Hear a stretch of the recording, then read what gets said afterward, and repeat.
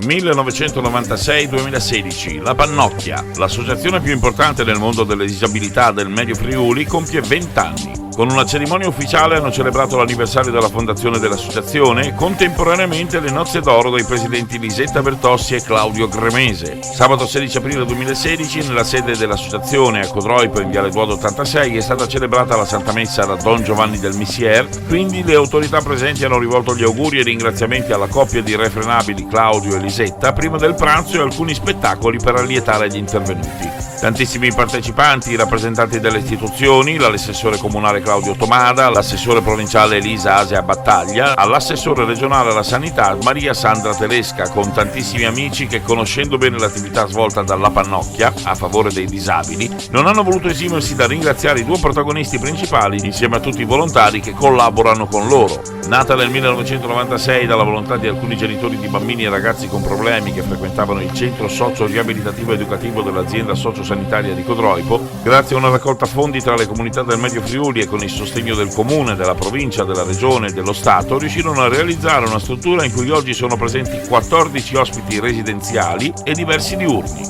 Sentiamo l'assessore regionale alla sanità Maria Sandra Telesca. Una festa per i 20 anni di una struttura importante, l'associazione La Pannocchia, che ha fatto un servizio straordinario alle famiglie dei disabili in questi territori.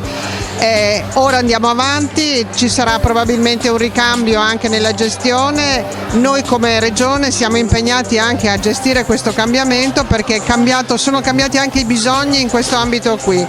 Le persone vivono più a lungo, sicuramente c'è un tema che riguarda il dopo di noi, c'è la necessità di migliorare sempre di più l'integrazione tra il pubblico, le istituzioni e il privato, le associazioni e le famiglie, tutti coloro che mettono in campo con grande generosità degli interventi che finora hanno dato delle risposte importanti alle famiglie.